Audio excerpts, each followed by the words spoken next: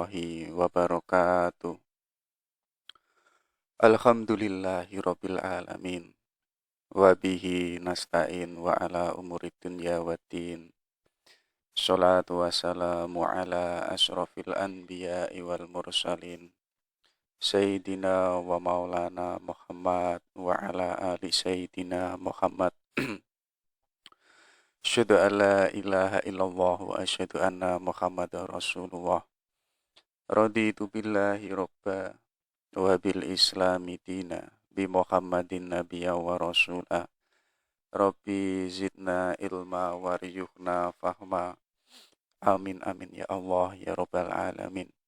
Allahumma arinal haqqa haqqa warzuqna tiba'ah wa arinal batila batila warzuqna istinabah. Oke, baik teman-temanku semuanya yang saya hormati, kita lanjutkan lagi belajar kita pada hari ini. Ya, semoga kita setidaknya bisa istiqomah.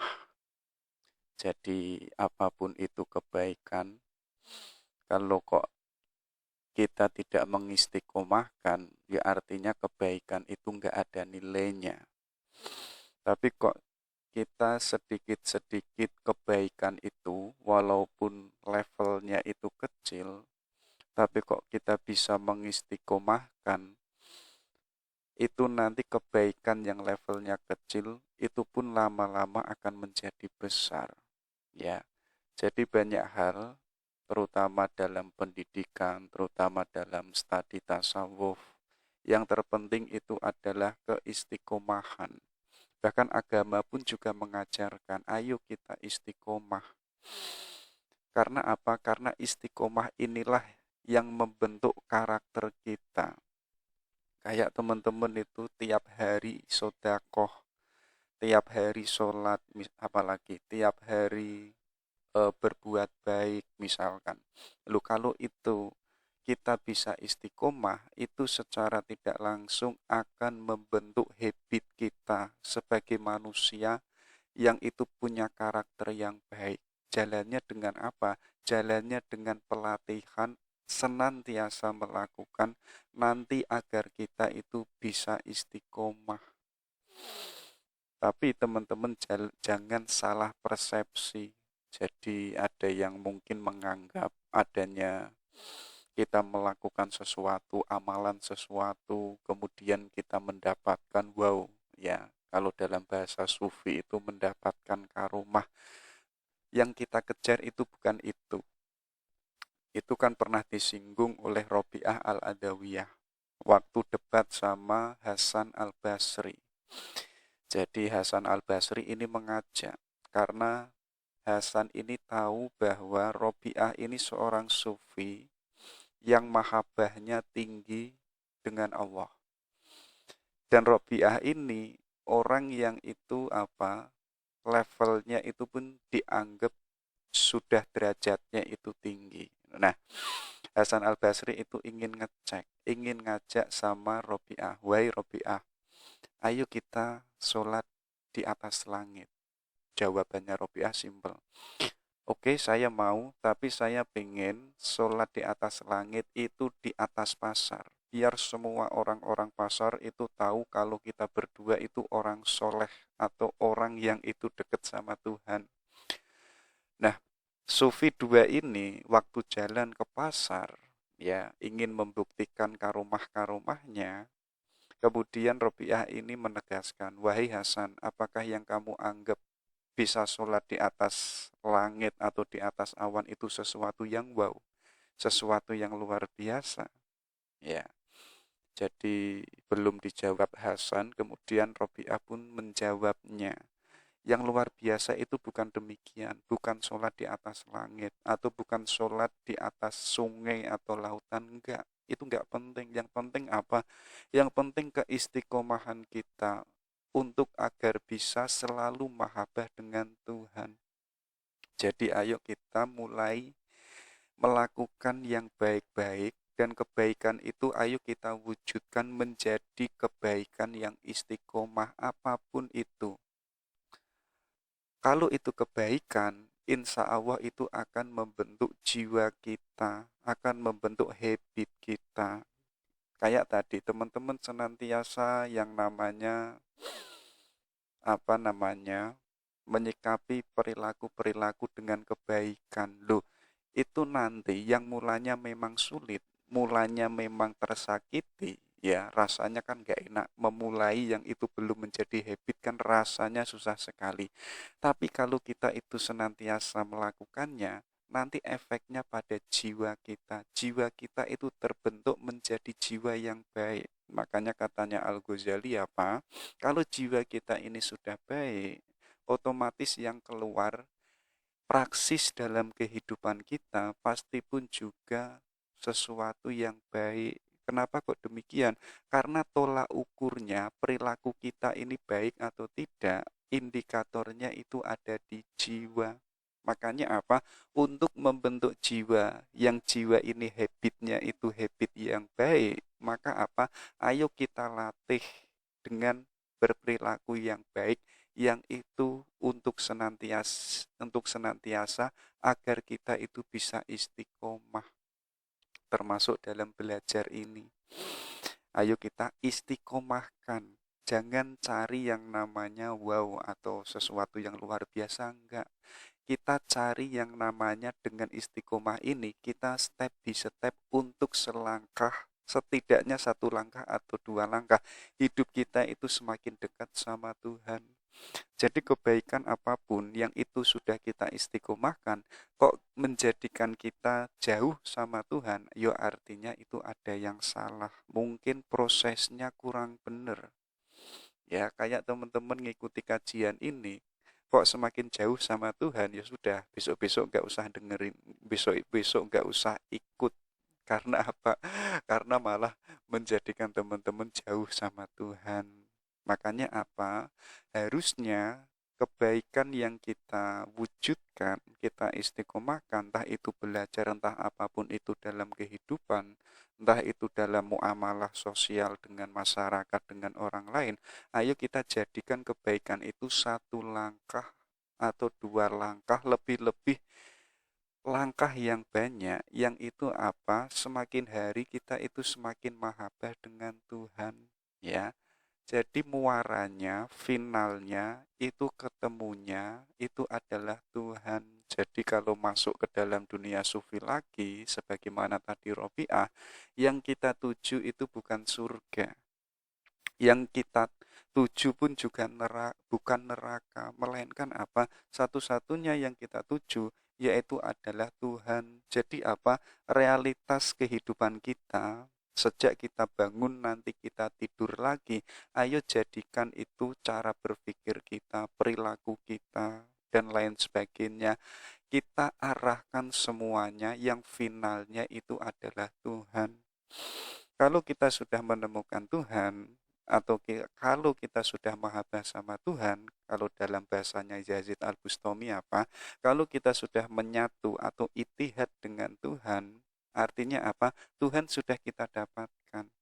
Kalau Tuhan itu sudah kita dapatkan, apa-apa yang dimiliki oleh Tuhan itu pun bisa kita dapatkan. Karena apa? Segala sesuatu yang ada, yang terjadi maupun yang tidak terjadi, itu hakikatnya adalah kehendaknya Tuhan atau miliknya Tuhan. Ya, kalau tadi yang kita kejar kok hanya surga, yuk bisa-bisa kita tidak mendapatkan Tuhan. Makanya apa? Kalau hari ini kita finalnya itu surga, itu ada dua pilihan. Kita bisa mendapatkan surga, ya. Tapi menjadi pertanyaan, saat kita mendapatkan surga, kita bisa mendapatkan Tuhan atau enggak? Itu pilihan pertama. Yang pilihan kedua, jangan-jangan kita tidak bisa mendapatkan surga, melainkan masuk neraka. Ya, artinya masih ada dua kemungkinan antara kita bisa mendapatkan atau tidak bisa mendapatkan. Kalau tadi tujuan satu-satunya kita kok ilaihi rojiun, yaitu mengarahnya ke Tuhan, dan kita kok itihad mendapatkan Tuhan, Yo apa? Surga dan lain sebagainya, apapun yang itu dimiliki oleh Tuhan, pasti kita dapatkan karena semuanya itu adalah miliknya Tuhan. Gambarannya apa?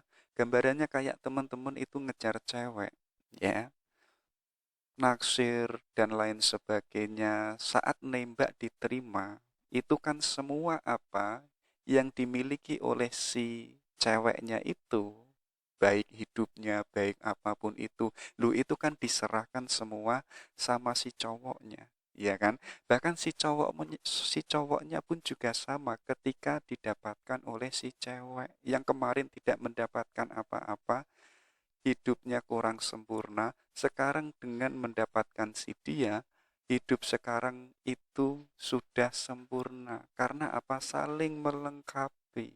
Ya, bahkan yang kemarin kita tidak punya ini, kekurangan ini dan lain sebagainya, semuanya itu dilengkapi dengan si cowok itu, atau yang cowok dilengkapi yang si cewek itu. Artinya apa? Mendapatkan semuanya yang itu dimiliki oleh sang kekasih sebagaimana Tuhan. Kalau Tuhan itu kita cintai dan Tuhan mencintai kita, apapun yang dimiliki oleh Tuhan itu pun juga milik kita. Oke, itu ya. Itu sebagai mukodimahnya. Hari ini kita passing over lagi, yaitu jalan-jalan ke Amerika. Jadi Amerika itu punya basis filsafat yang disebut pragmatisme. Jadi passing over itu ayo kita keluar dari kotak kita. Ayo kita keluar dari sekat-sekat yang kita itu sebelumnya sibuk ada di dalamnya.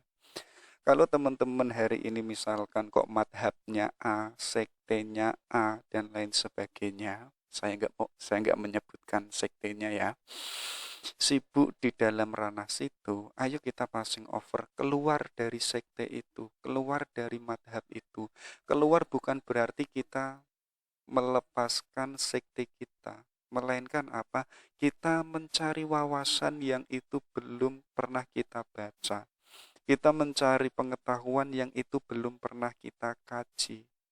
Nanti efek baiknya apa? Kita akan menemukan kasana-kasana, kebijaksanaan-kebijaksanaan yang itu sebelumnya ternyata belum pernah kita ketemukan di sekte atau madhab yang itu kita yakini.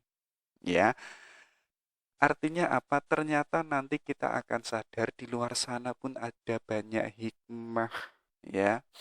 Jadi nanti kalau kita sudah menemukan saat kita passing over, nanti efek baiknya apa? Keimanan kita yang kemarin standar-standar saja, yang kemarin kok tidak berbunga, tidak mewangi, tidak bertumbuh.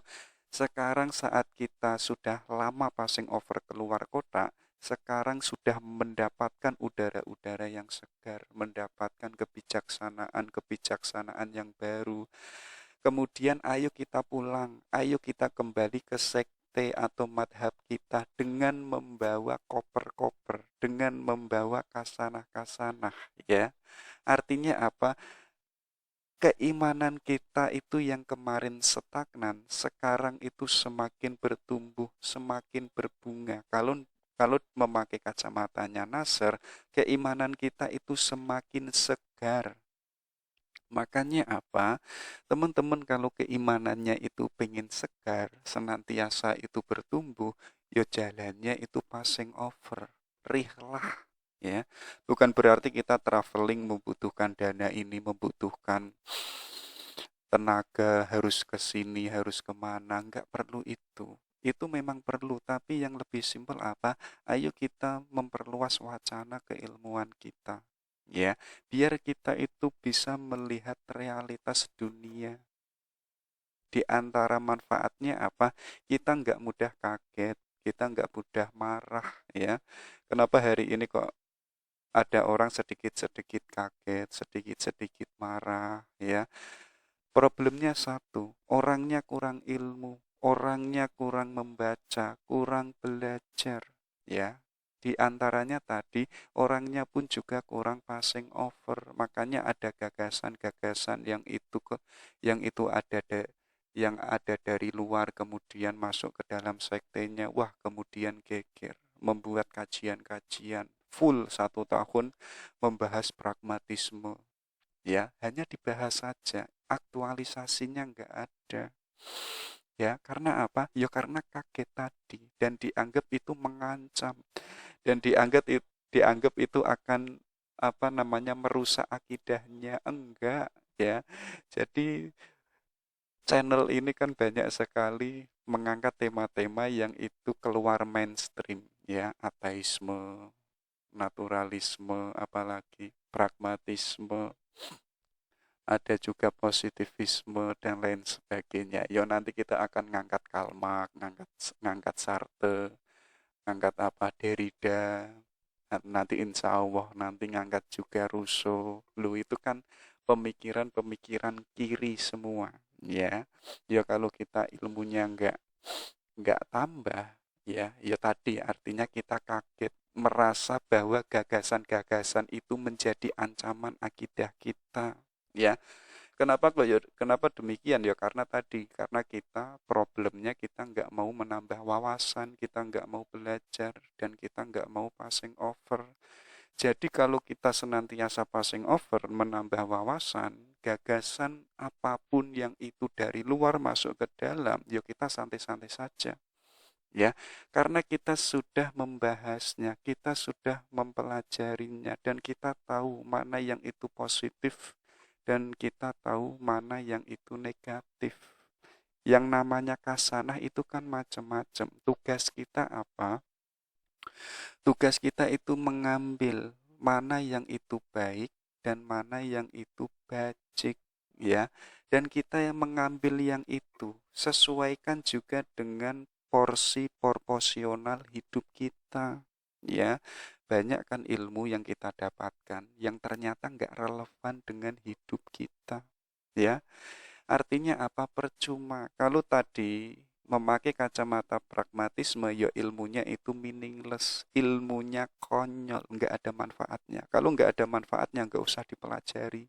Itu akan membuang-buang waktu kita saja. Umur kita semakin bertambah, ya, kita sibuk mempelajari ilmu yang itu nggak ngefek pada diri kita. Ya artinya kalau memakai pragmatisme, tinggalkan saja, nggak usah dibahas, dan itu nggak penting. Oke, itu ya. Itu pun juga mau ketibahnya, biar kita nggak mudah kaget dan nggak mudah menganggap pandangan-pandangan dari luar itu sebagai ancaman. Dan ada juga kita itu merasa kalau kita nggak setuju, ya banyak kan pandangan-pandangan yang kita itu kemudian menganggap itu nggak setuju. Dan nggak setuju kita itu mengikuti orang lain, mengikuti anggapan-anggapan yang sudah ada. Itu menurut saya malah menjadikan kita tambah bodoh. Ya, harusnya apa? Harusnya kalau ada pandangan-pandangan yang belum kita ketahui, ya jangan kita langsung menjustifikasi bahwa itu jelek. Kita kan hari ini sering, wah itu pandangan dari Amerika, itu pandangan dari Sartre, itu pandangannya Marx, itu komunis, itu kapitalis dan lain sebagainya. Kemudian teman-teman mengatakan, wah itu mengancam, itu nggak baik, itu akan merusak akidah. Pertanyaan pertama, teman-teman mengatakan itu mengancam, itu membahayakan, teman-teman mengatakan itu nggak setuju. Yang menjadi pertanyaan pertama, apakah teman-teman itu sudah mempelajarinya? Kalau teman-teman itu sudah mempelajarinya, itu layak mengatakan itu A, itu B, itu C. Tapi kok teman-teman nggak pernah mempelajarinya atau hanya mengikuti pandangan umum atau common sense, ya artinya teman-teman itu konyol, tidak layak mengatakan itu A dan itu B. Makanya apa? Step pertama agar kita nanti setuju atau tidak, level pertama harus kita mengetahuinya dulu, harus pelajari dulu, baru nanti belakangan setuju atau tidak itu adalah pilihan teman-teman. Jadi jangan dogmatik, ya. Dogmatik itu nggak ada soal, tapi tetap kita memakai akal kritis kita, tetap kita mempertanyakan, jangan selalu mengangguk. Karena realitas ini selalu berubah. Teman-teman mungkin menganggap hari ini kebenaran, mungkin 1 bulan yang akan datang kebenarannya itu sudah diganti dengan kebenaran yang baru. Makanya yang namanya kebenaran, keimanan itu harus senantiasa direkonstruksi. Biar apa? Biar kebenaran kita itu nggak stagnan. Biar keimanan kita pun juga nggak stagnan. Makanya apa? Ayo kita rekonstruksi. Kita refresh. Ya, biar senantiasa itu menjadi kebenaran yang senantiasa kebenarannya itu tambah segar dan tambah segar. Oke, itu ya. Jadi antara teman-teman itu setuju dan tidak setuju, pertanyaannya satu tadi, teman-teman sudah mempelajari atau belum? Ya, kalau belum, yo jangan menilai. Kalau alasannya hanya mengikuti ustadz, mengikuti guru, dan lain sebagainya, yo pertanyakan dulu dari ustadznya atau dari gurunya. Kalau gurunya pun hanya mengikuti yang ada di atasnya, otoritas atasnya dan atasnya lagi, yaitu sama saja absurd, ya. Mengatakan berargumen yang itu tanpa dasar, yang dasarnya itu mengikuti, dan ikutannya itu nggak tahu mengarahnya itu kemana.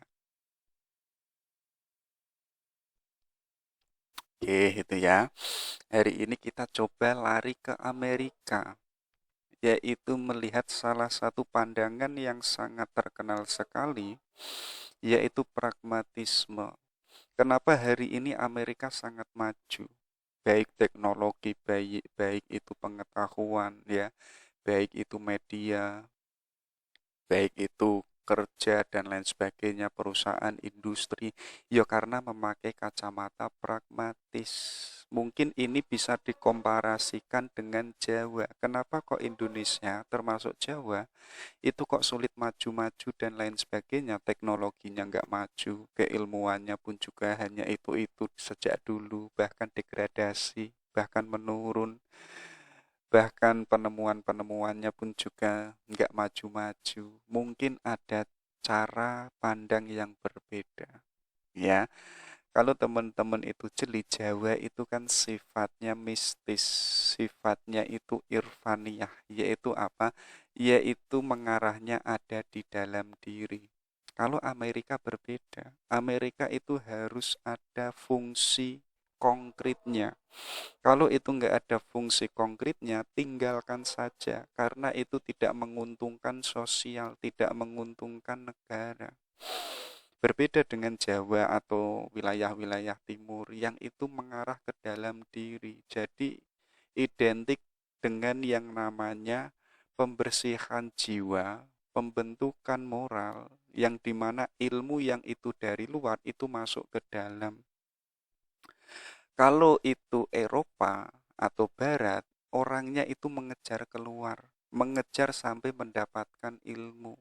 Ya, itu kan basis world view, cara berpikir atau cara pandang yang berbeda. Kalau di Amerika, titik tekannya itu adalah praksis, menguntungkan atau tidak. Kalau tidak, ya sudah, tinggalkan atau buang saja karena itu nggak ada manfaatnya. Oke, coba kita lihat ya.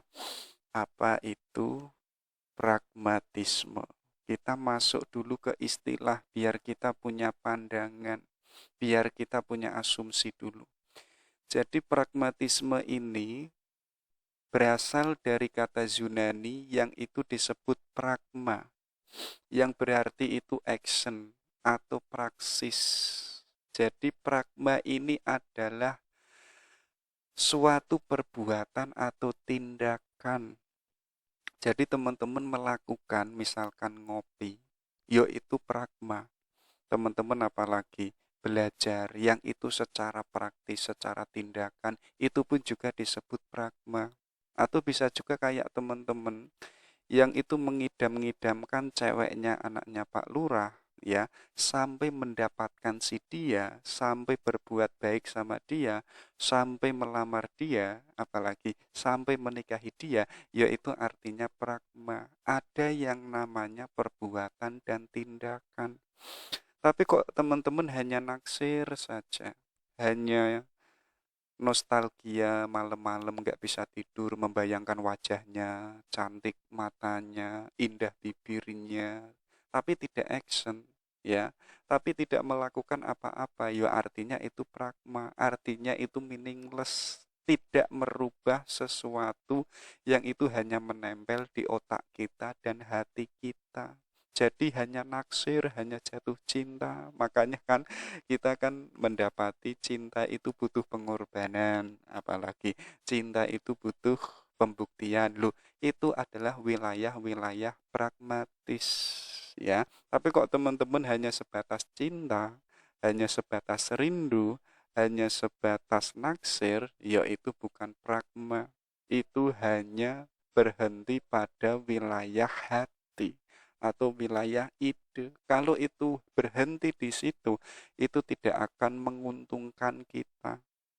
Makanya teman-teman kalau naksir, kejarlah, lamarlah, ya kan, nikahilah. Loh, itu akan menguntungkan kita, akan mendapatkan si anaknya Pak Lurah itu, akan mendapatkan apa-apa yang dimiliki oleh anaknya Pak Lurah. Artinya menguntungkan kita. Itu dari bahasa Yunani. Kalau memakai bahasa Inggris itu disebut pragmatik, ya. Artinya apa? Yaitu sesuatu yang sifatnya praktis, bukan teoritis dan bukan ide. Kayak teman-teman hari ini punya wacana, ya, punya ide yang luar biasa, punya gagasan yang cemerlang. Banyak kan hari ini penemuan-penemuan, terutama tesis, disertasi, menemukan sesuatu yang baru, apalagi menjawab persoalan-persoalan yang baru. Tapi kok hanya sebatas di ide, hanya berhenti pada tesis atau berhenti pada disertasi, ya artinya itu tidak ada manfaatnya. Artinya itu tidak merubah sesuatu, baik itu sosial maupun individual. Makanya apa? Pragmatik ini menekankan praksisnya. Jadi teman-teman kalau punya ide yang baik, praksiskan ide itu. Hari ini kan kita sudah punya common sense, pengetahuan umum bahwa sedekah itu baik, bahwa sholat tahajud itu baik. Kalau itu hanya berupa ide, hanya berupa ilmu, tapi kok lupa praksisnya, ya bagaimanapun kita tidak akan merasakan indahnya, manisnya sedekah. Ya, kayak sholat tahajud, wah sholat tahajud itu pahalanya seluas langit dan bumi, ya. Kita kan sudah tahu sejak kita awal kuliah misalnya, ya. Tapi kok hanya sebatas teoritis, hanya sebatas ide, ya. Ya artinya apa? Ya artinya itu tidak akan menaikkan, meninggikan level derajat nilai kita sebagai manusia karena hanya berhenti di ide. Ya, kalau itu hanya berhenti di ide, yang namanya sholat tahajud yang sangat mulia, yang sangat agung, pahalanya luar biasa, itu tidak ngefek pada kehidupan kita. Agar sholat tahajud itu ngefek, menjadikan kita itu manusia yang mulia, ya, atau nilai kemanusiaan kita semakin naik derajat, ya harus dipragmatiskan, harus ada praksisnya. Artinya ada ide dan ada praksis, ya. Itu baru yang namanya ada manfaatnya. Jadi harus dilakukan dengan action, bukan yang namanya spekulasi ataupun abstraksi, ya. Teman-teman kan punya spekulasi yang banyak. Kalau saya mendapatkan si cewek itu nanti gimana ya? Nanti kalau ditolak gimana ya? Nanti kalau sudah mendapatkan dia, nanti orang tuanya gimana ya? Setuju atau tidak ya? Kalau itu hanya spekulasi, ya kita nggak ada perubahan. Kita tidak mendapatkan untung, kita nggak mendapatkan manfaatnya. Artinya apa? Artinya jangan sibuk pada spekulasi maupun abstraksi, lebih-lebih pada wilayah eskatologis, membicarakan agama yang itu wilayah langit, membicarakan Tuhan yang itu nggak ada gambarnya, nggak ada wujudnya, ya.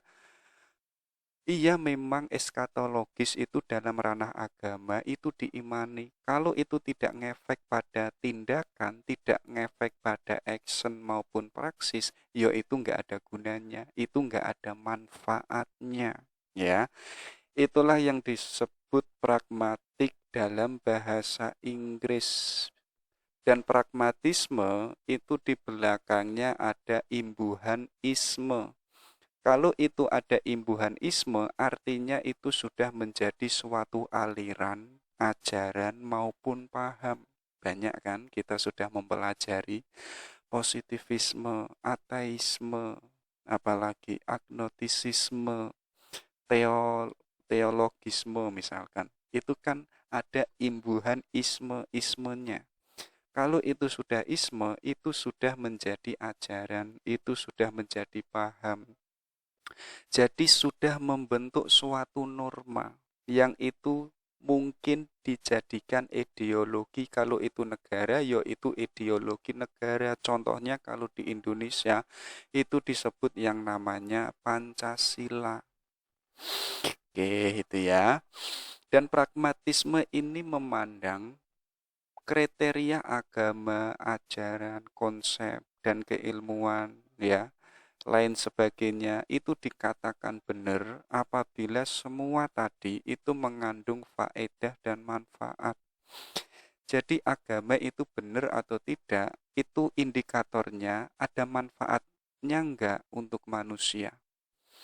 Kalau itu enggak ada manfaatnya, ya artinya agama yang kita yakini itu enggak benar. Kayak teman-teman dalam meyakini agama, itu kan meyakini Tuhan Maha Baik, Tuhan Maha Indah, Tuhan Maha Lembut, ya, meyakini adanya sesuatu yang wow, sesuatu yang itu luar biasa, punya power yang itu powernya tidak bisa dijangkau oleh manusia. Teman-teman punya konsep demikian, punya ajaran-ajaran yang demikian, tapi kok kehidupannya teman-teman kok gambarannya, praksisnya, orangnya kok marah-marah, orangnya nggak lembut, orangnya nggak bijaksana, orangnya nggak punya cinta. Artinya agama yang diyakininya, ya, yang itu dipegang sebagai worldview-nya, itu nggak ada manfaatnya, itu nggak ada faedahnya, ya. Kalau itu nggak ada faedahnya, apa gunanya agama itu, ya? Jadi agama suatu apapun konsep keilmuan, ya, itu bisa dikatakan benar atau tidak, indikatornya simpel. Agama itu, konsep itu, keilmuan itu mengandung manfaat enggak? Ada faedahnya enggak? Kalau enggak ada faedahnya ya sudah, enggak usah dipakai, enggak usah diimani atau buang saja. Itulah yang disebut pragmatisme. Dari situ kita bisa mengambil kesimpulan atau sintesa. Jadi apa? Teori apapun itu dinyatakan benar jika telah berhasil dipraktekkan. Kayak tadi, teman-teman punya teori sholat tahajud itu sesuatu yang mulia. Berbuat baik itu pun juga sesuatu yang sangat mulia. Belajar pun juga sesuatu yang sangat mulia, yang itu dicintai oleh Allah. Bahkan Tuhan menegaskan di dalam Quran, ya, yarfa'illah. Penulis pun juga wal kolami wa mayasturun dan lain sebagainya. Lu, itu kan sesuatu yang diperintahkan Tuhan yang itu mulia, yang itu sangat baik dan kita tahu itu semua. Kita punya keilmuannya tentang itu. Ya, itu kan kita punya sebentuk teori, ya. Kalau itu hanya sebentuk teori, tidak sampai pada wilayah praksis, ya artinya teori itu semuanya absurd.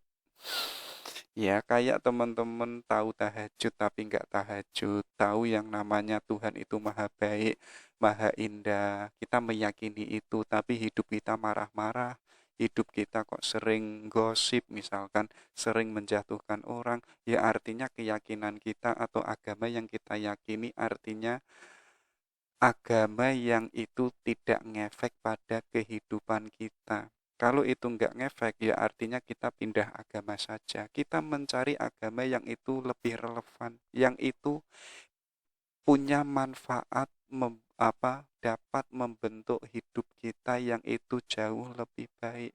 Tapi kok teman-teman beragama tidak merubah hidupnya, ya, hidupnya masih stagnan demikian terus sejak tahun purba sampai tahun modern, ya. Kok demikian terus, ya artinya pindah agama saja. Cari agama yang jauh lebih baik, yang itu relevan dengan agama, yang itu relevan dengan dirinya teman-teman, ya. Ini kalau memakai kacamata pragmatis, bukan berarti saya mengajak pindah agama, itu enggak, ya. Jadi ini dalam rangka wacana orang Amerika yang punya filsafat pragmatisme. Oke, itu secara istilah. Ya, jadi istilahnya itu harus kuat dulu biar kita punya asumsi. Jadi kalau istilah kita itu sudah rusak, nanti kita masuk lebih dalam lagi konsep-konsep yang itu lebih radikal, ya.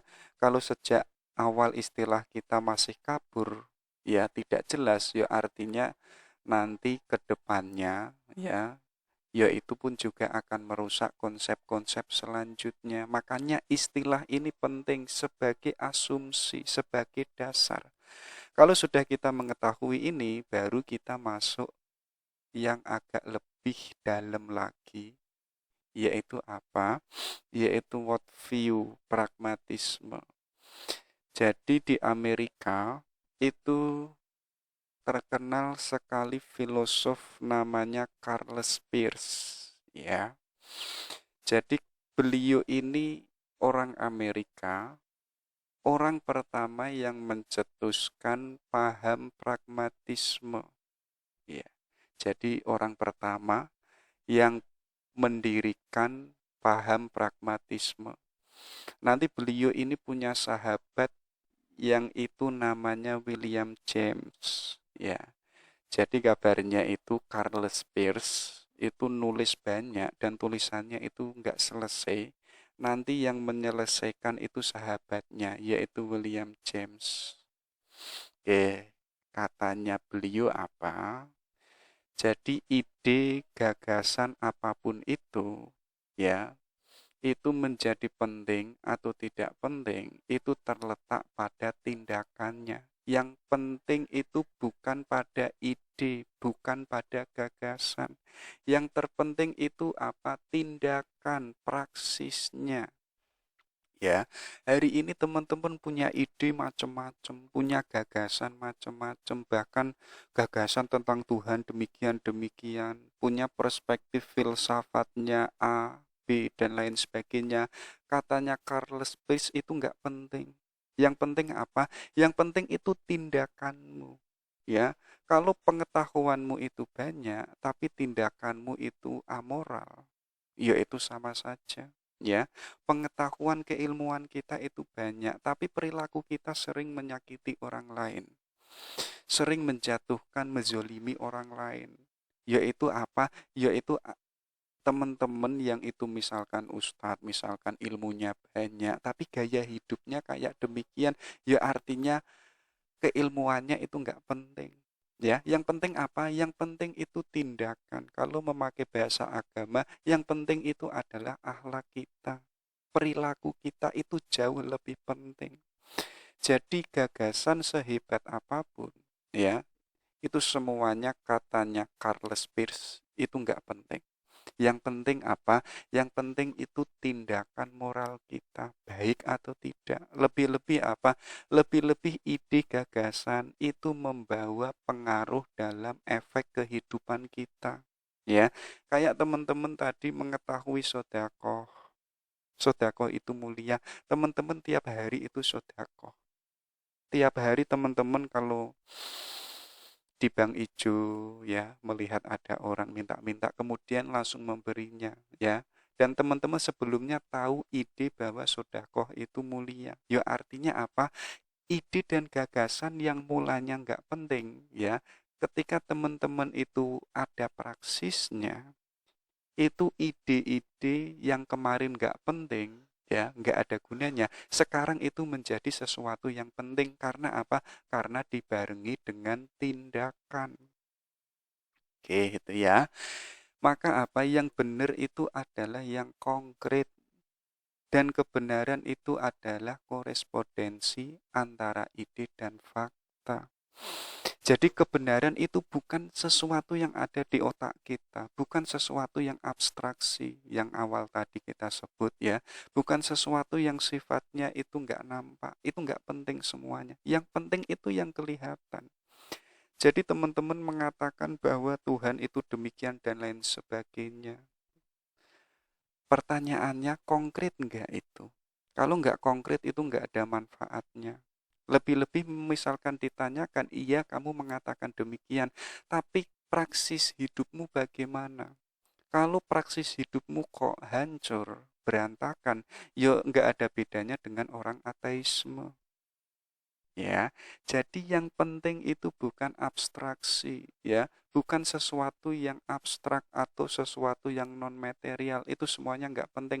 Yang penting itu yang konkret. Kayak teman-teman mengatakan, di depan saya ini ada kopi, yang kopi ini manis, kemudian saya uji coba.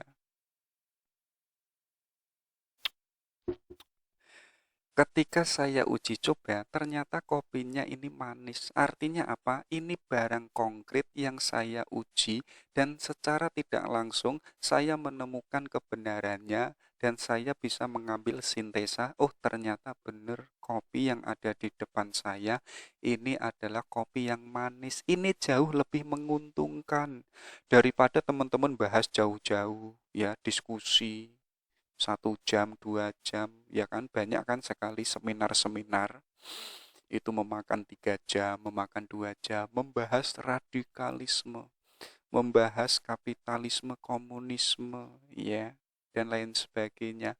Itu kan diseminarkan di mana-mana.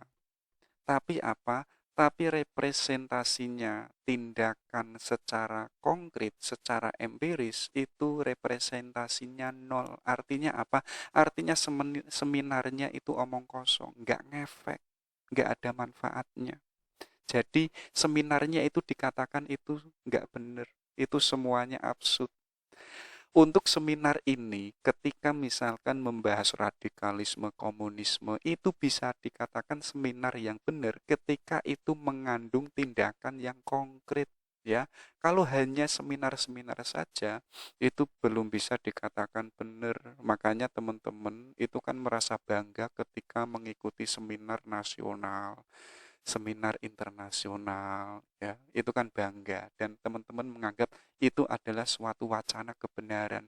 Bagi pragmatisme termasuk diwakili Charles Peirce, itu enggak benar. Benar itu nanti. Coba diuji dulu, seminarnya itu mengandung manfaat enggak secara empiris, secara konkret. Kalau itu enggak ya sudah, artinya seminarnya tadi hanya buang-buang waktu. Dan katanya Charles Peirce ya, kebenaran itu korespondensi, kesesuaian antara ide dan fakta. Kayak tadi, saya punya ide bahwa kopi yang ada di depan saya itu manis. Ini kan sebentuk ide, ya. Kemudian saya membuat kopi dan kopi itu ada di depan saya. Kemudian saya cek, oh ternyata kopinya itu manis. Artinya itu ada korespondensi, ada kesesuaian antara ide dan fakta. Kayak teman-teman hari ini membayangkan pengen punya cewek yang cantik, pengen cewek yang pinter, yang solehah, dan lain sebagainya. Kemudian saya bertanya, ceweknya di mana? Yaitu ada di ide saya, ada di bayangan saya. Ya artinya itu bukan kebenaran.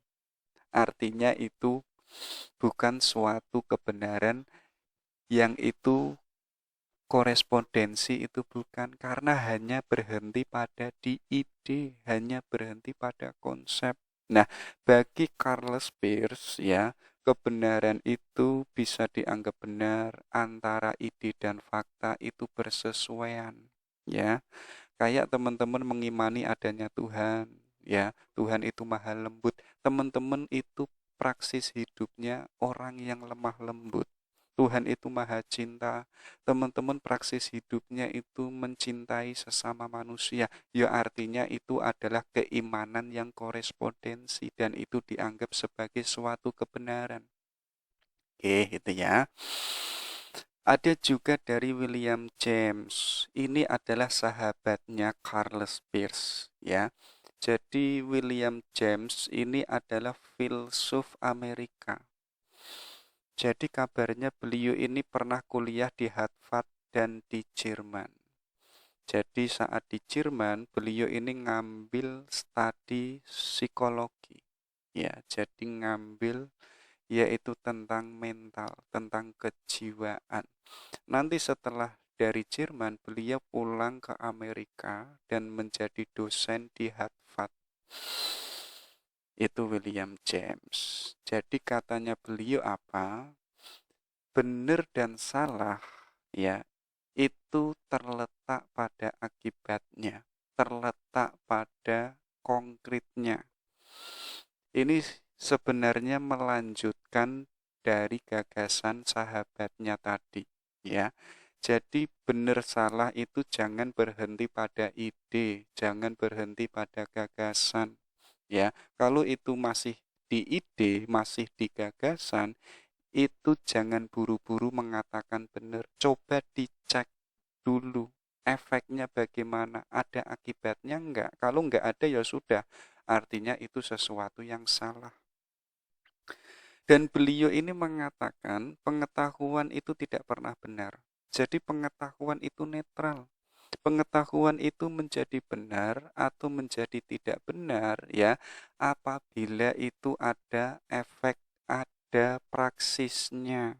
Ya, ini kan menunjukkan lebih praksis, lebih pragmatis. Jadi ide apapun itu ya, itu kok tidak ada ngefek pada kehidupan kita, ya ide itu tidak bisa dikatakan suatu kebenaran. Sebagaimana pengetahuan yang sifatnya itu netral.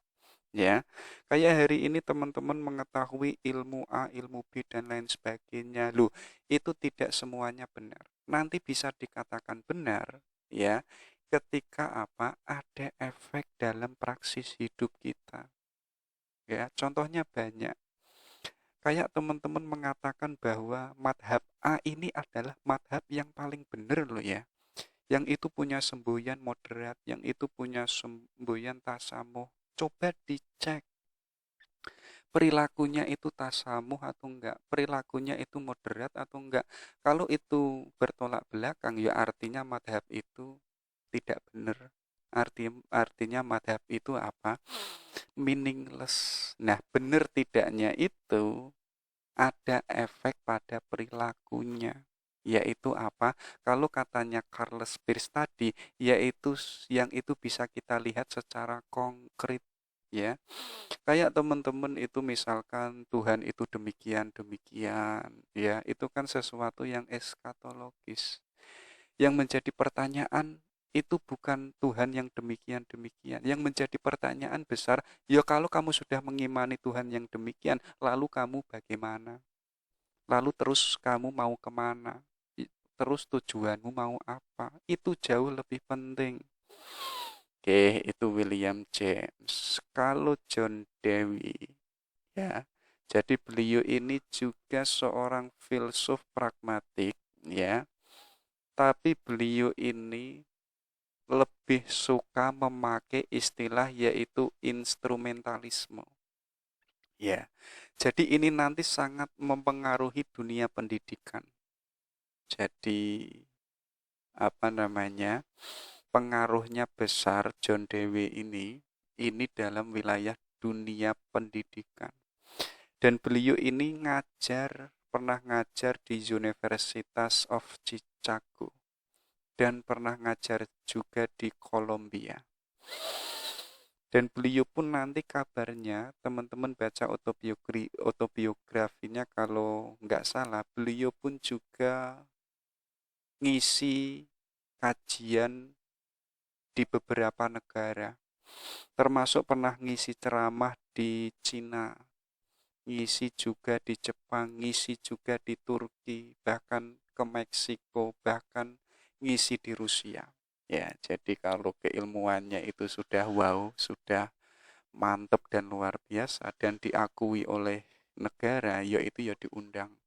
Diundang untuk menyalurkan kasanah keilmuannya untuk suatu negara atau masyarakat secara umum. Jadi katanya John Dewey, akal ini yang kita miliki, ya, manusia kan punya akal. Itu akal ini hanya sebagai alat, hanya sebagai fasilitas, ya. Jadi yang penting itu bukan salah dan benernya. Salah dan benar itu adalah justifikasi akal, ya. Jadi teman-teman atau saya mengatakan kopi ini adalah manis, loh, itu kan yang menjustifikasi akal saya. Mungkin teman-teman yang lain ketika meminum kopi saya itu bisa menyimpulkan yang berbeda. Mungkin ada yang menyimpulkan kopi ini nggak manis melainkan asam. Kopi ini biasa-biasa saja, nggak nikmat. Nanti yang ceweknya teman-teman mengatakan kopinya itu basi dan lain sebagainya. Loh, itu kan jawaban kesimpulan dari satu kopi yang ada di cangkir itu mendapatkan sintesa yang macam-macam. Loh, sintesa yang macam-macam, ya, itu salah dan benar, itu yang menjustifikasi itu adalah akal manusia. Jadi akal ini sebagai alat, ya, yang itu yang menentukan, yang menjustifikasi ini bisa benar dan itu bisa salah. Makanya apa? Benar dan salah itu secara indikatornya apa? Itu memberikan manfaat, mengandung manfaat secara nyata, ya. Itu baru dikatakan suatu kebenaran keilmuan. Kalau itu hanya sebatas konsep, loh, konsep itu bisa dikatakan benar dan salah, itu adalah justifikasi akal. Makanya kan banyak banyak interpretasi, ya, yang itu macam-macam. Kayak teman-teman mengatakan naturalisme itu adalah salah, naturalisme itu mengancam, Karl Marx itu mengancam keagamaan, merusak keimanan. Loh, itu kan yang menjustifikasikan akalnya teman-teman. Loh, misalkan teman-teman tanya orang Eropa atau orang Amerika, mereka biasa-biasa saja, ya, tidak terlalu takut-takut amat. Kenapa kok bisa demikian? Ya karena itu justifikasi akal. Kalau itu akal, yaitu jangan dikatakan benar dan salah. Nanti dikatakan benar dan salah, ayo kita cek dulu itu membawa manfaat atau tidak. Kalau itu tidak membawa manfaat, ya artinya itu tidak benar. Simple. Itulah worldview pragmatisme dari tiga filsuf Amerika. Oke, itu ya. Oke, kita lanjutkan. Coba kita lihat lagi. Ini asumsinya. Jadi asumsinya pertama itu ada agresif. Jadi pragmatisme yang agresif itu menekankan pada sikap yang itu mandiri. Jangan tergantung pada sesuatu yang ada di luar dirinya. Contoh simpelnya apa? Kalau teman-teman hari ini tergantung sama cowoknya atau yang cowok itu tergantung sama ceweknya, ya artinya teman-teman itu nggak agresif, hidupnya itu nggak mandiri, tidak bisa mencukupi dirinya sendiri. Nah, agresif ini, ya, ini lebih mengutamakan, lebih menekankan pada sikap yang itu mandiri, ya. Artinya mandiri apa? Yaitu tidak mudah pasrah. Makanya pragmatisme ini menentang sikap yang itu pasrah-pasrah saja, yang itu mudah menerima, ya. Banyak kan hari ini penyakit yang itu mudah menerima, ya. Artinya menerima ya pasrah, ya. Kenapa kok mudah menerima? Ya, ya artinya mungkin dirinya itu ya males belajar itu, ya wis aku tak manut sajalah, ya. Padahal manusia itu manusia punya akal yang itu menjadikan kita manusia yang mulia loh, ya. Dan Tuhan itu menegaskan, ya kan? Apa itu? Bahwa setiap manusia itu dibekali akal dan itu anugerah dari Tuhan. Kalau itu akal, ayo kita ajak berpikir dengan bertanya. Jangan yang namanya manut, jangan yang namanya pasrah. Bahkan agresif ini itu juga menantang yang namanya metafisika dan juga paham-paham yang itu sifatnya abstrak, sifatnya eskatologis, surga, neraka, Tuhan, mizan dan lain sebagainya, ya. Itu bohong semuanya. Yang penting apa? Yang penting hidup kita hari ini kita jalankan yang baik. Kalau kita pingin kaya, yo kerja. Kalau pingin kita punya cewek, yo kita harus ngejar cewek. Kalau pingin pinter, yo belajar. Simple. Artinya apa? Kita mencukupi diri kita sendiri biar kita mandiri. Kita nggak boleh pasrah. Kalau menyikapi hidup apapun itu kok kita pasrah, itu nanti yang dikritik oleh Karl Marx. Akhirnya apa? Akhirnya agama menjadikan candu masyarakat. Mental kita itu mental budak. Mental kita itu cengeng. Dikit-dikit lari ke Tuhan. Dikit-dikit berdoa. Ya, diputus sama ceweknya ke makom. Diselingkuhin ceweknya, kemudian 1 minggu di kuburan. Ya, mencari ketenangan, berdoa, dan lain sebagainya. Itu agresif. Yang kedua yaitu emotif. Ya, jadi teori itu berfungsi ya ketika seseorang teorisi ini itu akan mengalami kepuasan yang sangat kuat. Ya, jadi teori apapun itu bisa dikatakan manfaat pada kita secara emotif ketika kita itu mengalami kondisi kepuasan. Coba teman-teman dicek secara emotif ya. Itu ketika belajar itu kan ada kenikmatan. Ketika kita misalkan lulus S1, lulus S2 itu kan ada kenikmatan. Atau bisa juga teman-teman itu bisa menyelesaikan tesis disertasi. Kita kan waktu penelitian, kita kan susahnya minta ampun. Mengeluarkan dana, mengeluarkan tenaga, mengeluarkan segala gagasan-gagasan kita. Loh, itu kan menyiksa luar biasa.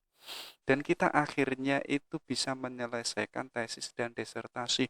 Kita mengalami yang namanya kenikmatan atau kepuasan yang itu ada di dalam diri kita. Wah, rasanya nikmat sekali walaupun kemarin kita itu berdarah-darah ya. Artinya apa? Teori ini berfungsi ketika kita yang mengkajinya yang itu sebagai subjek, kita merasakan ada semacam emotifnya, ya, yang itu ngefek pada kondisi jiwa kita. Tapi kok teman-teman sebaliknya belajar ini itu dan lain sebagainya, tapi kok nggak ada emotifnya, ya artinya itu omong kosong. Oke, yang ketiga yaitu kebebasan. Jadi katanya pragmatisme, setiap orang itu bebas loh ya. Teman-teman mau pengen jadi apa, itu pilihannya teman-teman. Ya, pengen menjadi dokter itu terserah, silahkan. Pengen menjadi seniman, silahkan, nggak ada soal. Ya, karena apa? Hakikatnya manusia itu bebas dan punya kesempatan untuk memilih. Kenapa kok hari ini kita memilih itu takut? Ya karena kita itu disetir oleh konstruksi sosial. Ya, dan konstruksi sosial ini melanggengkan orang yang punya otoritas. Kalau itu kiai, ya otoritasnya kiai. Kalau itu pejabat, ya otoritasnya pejabat. Kalau itu sesepuh desa, ya otoritasnya sesepuh desa. Ya, akhirnya kita itu pengen bebas itu seakan-akan mendapatkan ancaman secara mental, secara nilai. Ya, akhirnya kita manusia yang mulanya bebas, sekarang kita tidak menjadi manusia yang bebas, ya. Kalau kita tidak bisa menjadi manusia yang bebas, yuk kita tidak bisa memilih hidup kita ingin menjadi apa dan seperti apa. Padahal kita itu pingin apa dan pingin menjadi apa, itu adalah tergantung diri kita, bukan tergantung pada orang lain. Kalau teman-teman mengatakan saya demikian, itu tergantung dosen, tergantung ustadz, itu enggak, itu tergantung teman-teman. Itu adalah jerit payahnya teman-teman. Semua hal yang itu ada di luar dirinya teman-teman, itu hanya sebatas fasilitator, itu sebatas alat. ya. Yang menentukan kita nanti finalnya A dan B itu adalah kehendak kita. Karena kita itu manusia yang bebas, ya. Jadi pragmatisme ini menekankan kebebasan pada setiap manusia. Kalau pengen kaya, yo kerjalah, ya. Kalau pengen menjadi ustadz, yo belajarlah ilmu-ilmu agama. Itu kebebasannya teman-teman, silahkan memilih. Yang keempat, yaitu ada humanis, ya. Jadi apa? Asumsinya yang kuat itu yang akan menang. Yo, ini memang hukum hukum sejak dulu kan demikian, ya. Hanya hukum rimba kan juga demikian. Yang kuat pasti akan menindas yang lemah. Yang lemah pasti akan dikuasai oleh orang yang lemah. Contoh konkretnya hari ini, ya. Masyarakat jelata dan lain sebagainya itu diperalat oleh kekuasaan, diperalat oleh negara dan lain sebagainya. Nah, bagi pragmatisme, punya pandangan yang punya power, ini yang punya kekuatan untuk menang. Ini ada hubungannya apa? Manusia itu yang harus, bukan manusia yang itu yang harus menyesuaikan diri dengan lingkungan, melainkan sebaliknya. Lingkungan sendiri yang itu harus menyesuaikan dengan diri manusia. Ya, maksudnya bagaimana? Jadi lingkungan yang ada itu harus pas dengan yang namanya kondisi manusia. Ya, kalau itu nggak sesuai dengan kondisinya manusia, manusianya ini akan mencari lingkungan yang lain yang itu sesuai dengan lingkungan, yang sesuai dengan mental dan sesuai dengan kebiasaan yang disukai oleh si manusianya itu. Ya, kayak teman-teman misalkan, ya, mencari fakultas, mencari kampus. Loh, itu kan sesuai dengan keinginannya teman-teman. Nah, kampus dan fakultas ini harus menyesuaikan dengan kebutuhan si manusianya atau mahasiswanya. Jangan manusianya atau mahasiswanya yang itu menyesuaikan dengan kampus. Itu cara pandang humanisme dalam ranah pragmatis. Yang kelima ada kreatif. Jadi bagi pragmatisme, manusia ini maker loh, ya. Manusia ini pembuat, manusia ini pencipta. Jadi teman-teman hari ini menjadi apa dan seperti apa? Lo itu adalah hasil dari kreativitasnya teman-teman. Kayak saya membuat channel yang itu sudah sekian tema. Loh, itu adalah berkat kreativitas saya. Karena saya punya pilihan, karena saya sebagai manusia yang itu seorang pencipta, yang itu sebagai pembuat sesuatu yang baru misalkan. Dan setiap manusia pun juga demikian. Semuanya punya kreativitas masing-masing. Jadi nanti efeknya dalam negara, dalam sosial, dalam masyarakat.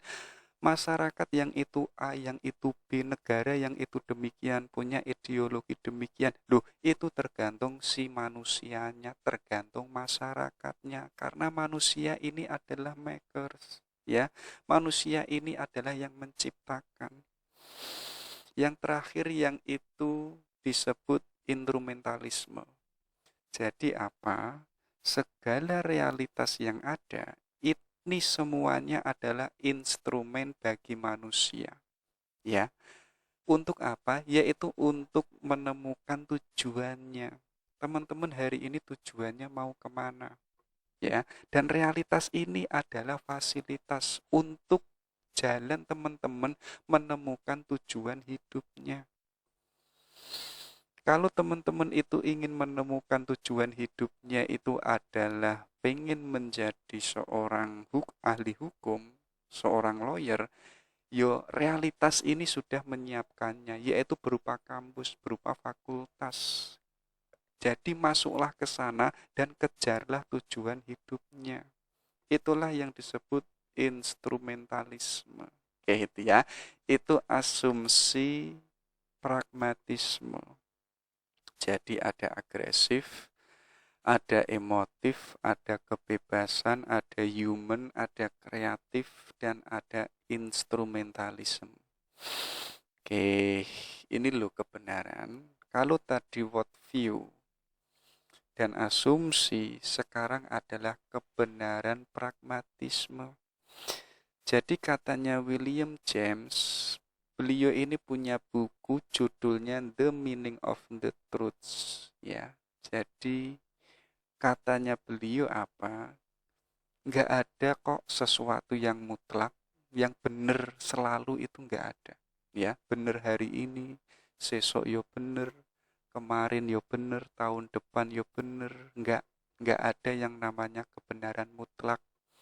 Kenapa demikian? Ya karena manusia ini adalah dialektis. Tiap hari itu semakin berkembang, semakin maju. Dan kebenaran hari ini yang kita yakini, yang kita anggap benar, itu bisa berubah dan bisa berkembang, bahkan bisa diganti, yaitu dengan pengalaman manusia yang akan datang. Ya, banyak kan hari ini kita mengatakan misalnya, bahwa anaknya Pak Lurah itu adalah cewek yang paling cantik. Kita katakan saat kita itu waktu SMA, ya, kita mengatakan tadi dialah itu yang paling cantik. Ternyata nanti saat kita kuliah S1, S2, kita baru sadar. Dan kita menemukan banyak kebenaran, ternyata tidak hanya anaknya Pak Lurah saja yang cantik, ternyata banyak perempuan yang cantik yang itu ada di S1, yang ada di S2. Artinya apa? Kebenaran kemarin saat kita SMA itu sudah didekonstruksi dengan kebenaran yang akan datang, yaitu melalui pengalaman. Ya, jadi kenapa kok demikian? Karena di The Meaning of the Truths ini, yang namanya manusia itu bukan stagnan, bukan barang yang stagnan, bukan barang yang sudah jadi, melainkan barang yang itu becoming, senantiasa menjadi, sebagaimana kebenaran yang itu didapatkan oleh manusia. Oh, hari ini benar, ternyata besok itu kebenarannya jauh lebih absolut lagi, yang itu tidak sebagaimana kebenaran hari ini. Keyakinan pun juga sama. Kayak teman-teman dulu waktu SD, itu meyakini Tuhan itu punya trisula, Tuhan itu punya jenggot, Tuhan itu tinggi, yang itu ada di atas langit, ya. Kita kan punya keimanan yang demikian. Tapi nanti saat kita itu kuliah, keyakinan kita ternyata sudah berbeda. Ya, kita membayangkan Tuhan itu esa, yang esanya itu melebihi luas langit dan bumi. Loh, kemarin saat kita SD, kita meyakini yang itu didekonstruksi dengan keyakinan kita waktu kuliah. Nanti saat kita waktu kuliah, mungkin saat kita 50 tahun umurnya, 60 tahun, keyakinan kita pun juga sudah berbeda. Mungkin saat kita 40 atau 60 tahun, kita modelnya keimanannya apa? Ya sudahlah, yang penting saya ibadah, yang penting saya beramal, nggak usah capek-capek loh. Itu kan menunjukkan apa? Kebenaran itu tidak ada yang mutlak, tidak ada yang berlaku umum. Ya, kebenaran itu senantiasa berkembang, senantiasa berubah, sebagaimana si subjeknya, yaitu manusia, yang itu senantiasa berubah. Itu katanya William James. Kalau katanya Charles Peirce, ya, beliau pun juga punya buku, yaitu How to Make Our Ideas Clear. Jadi katanya suatu pernyataan itu benar apabila pernyataan itu dipercaya mempunyai fungsi dan kegunaan praktis di dalam kehidupan manusia. Coba dicek, misalnya apa? Misalnya sektenya teman-teman yang diyakini itu suatu kebenaran. Teman-teman punya konsepnya, punya teorinya, bahwa sekte ini adalah demikian-demikian. Coba dicek ulang praksis kehidupannya untuk manusia bagaimana. Atau si masyarakat yang meyakini ideologi itu, praksis kehidupannya bagaimana. Ada gunanya tidak? Kalau nggak ada gunanya, ya artinya sektenya itu nggak ada nilainya, tidak bisa dikatakan suatu kebenaran. Makanya katanya Charles Peirce, ini sebagaimana di awal tadi, kebenaran itu tidak hanya berhenti pada teori. Tidak hanya berhenti pada konsep, melainkan harus ada fungsi dan kegunaannya yang itu secara praksis, yang itu dalam ranah kehidupan manusia. Ya, jadi percuma punya gagasan yang sehebat apapun, yang itu misalkan harus diterapkan di suatu negara, diterapkan di suatu daerah, misalnya apa hari ini kurikulum merdeka misalkan, ya. Nah, itu bisa dikatakan manfaat atau tidak kalau itu ada fungsi dan kegunaannya pada setiap lembaga pendidikan. Kalau nggak ada manfaatnya, ya sudah, kurikulum merdeka itu nggak usah dipakai, ganti saja lagi kurikulum yang lain. Atau nggak usah pakai kurikulum, yang penting apa? Yang penting itu praksisnya, ada manfaatnya untuk masyarakat. Oke, dan beliau ini punya kebenaran dua macam. Yang pertama itu kebenaran trasendental. Ini adalah kebenaran yang itu ada di dalam bendanya itu. Ya, contoh kecilnya kayak masjid. Loh, itu kan suatu kebenaran yang kebenarannya itu menempel pada benda. Seperti sesuatu yang sifatnya itu eskatologis, ya, kebenarannya Tuhan. Loh, Tuhan itu dalam orang yang beragama itu kan dianggap benar semuanya. Tuhan maha bijaksana dan lain sebagainya. Artinya apa? Itu adalah kebenaran trasendental, termasuk kitab suci, ya, termasuk adalah Kanjeng Nabi Muhammad. Itu adalah kebenaran yang itu ada di dalam dirinya, atau yang itu menetap pada benda itu sendiri. Yang kedua itu kebenaran kompleks, ya. Ini adalah kebenaran yang itu rumit, berupa teori-teori, berupa gagasan-gagasan yang itu didialektikakan. Termasuk kayak gagasannya para filosof, gagasannya Karl Marx, itu kan jelimet, ya. Itu adalah kebenaran kompleks. Nah, kebenaran kompleks ini ada dua macam, yaitu ada etik dan ada logik. Kalau etik ini kebenaran yang itu ada standar nilai moralnya. Kalau di Jawa, kalau anak kecil itu harus sopan santun sama orang tua, yang orang tua itu harus mencintai anak kecil. Ada standar nilai moralnya. Yang ini nanti kebenaran etik ini pun juga macam-macam, beda-beda. Yang itu di setiap daerah punya standarnya masing-masing. Maka apa? Maka jangan ditabrakkan. Kalau teman-teman membawa standar nilai Jawa yang itu dibawa ke Eropa atau di Amerika, yaitu yo tidak ada fungsinya, ya, tidak mengandung pragmatismenya. Yang kedua yaitu kebenaran logik, ya. Logik ini ketika apa? Teman-teman mengucapkan sesuatu, ya, yang itu sesuai dengan yang ada di alam realitas. Kayak teman-teman mengatakan Tuhan itu ada. Adanya itu di mana? Wujudnya itu di mana? Kalau teman-teman nggak bisa membuktikan, ya artinya itu bukan kebenaran logik, ya. Kebenaran logik itu saya mengatakan di depan saya ini ada kopi, ya. Secara realitas, secara empiris di depan saya ada kopi. Inilah kebenaran logik ketika apa?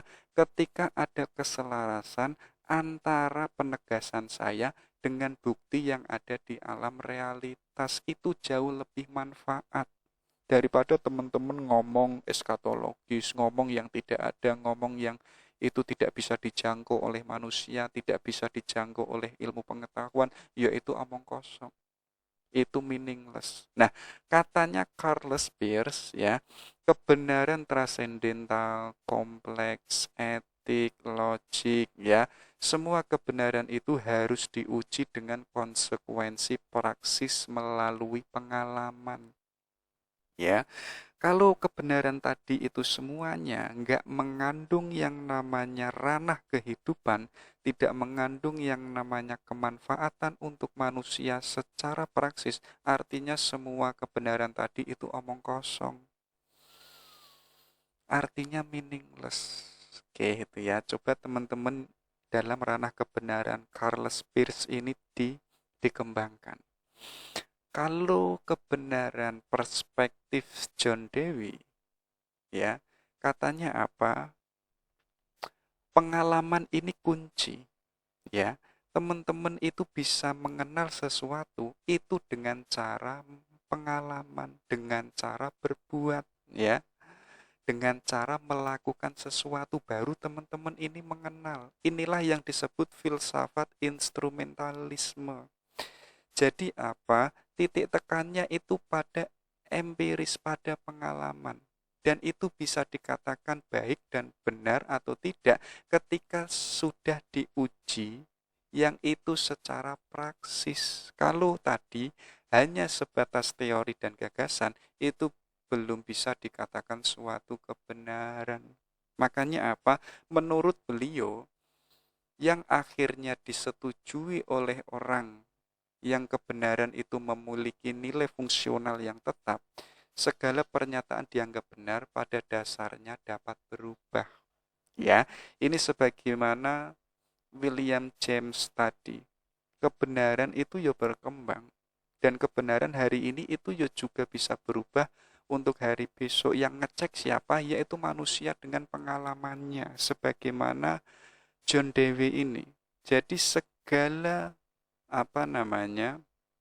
kebenaran yang ada itu ketika memiliki nilai yang fungsinya, ya, itu dikatakan benar, tapi kebenaran ini bisa berubah. Makanya apa?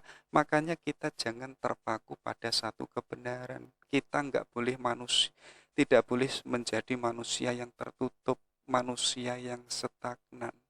Oke, kenapa kok pandangannya demikian?